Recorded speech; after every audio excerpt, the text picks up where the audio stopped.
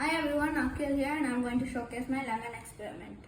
In this experiment, as you can see, I have used 5 crocodile clips, 3 lemons, 1 LED bulb, 1 switch, 3 copper and 3 zinc plates.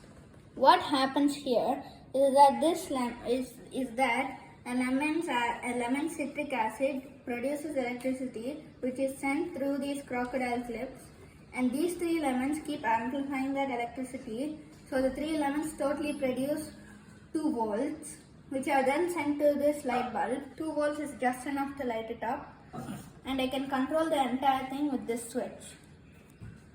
And when I turn it on, the 2 volts goes through the bulb and you can see it makes and you can see it lights up.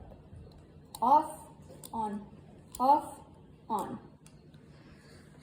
This experiment is an example of how a battery works. It sends electricity through its positive and negative terminals, and this circuit works because it's a closed circuit with no breaks and no leaks. Thank you.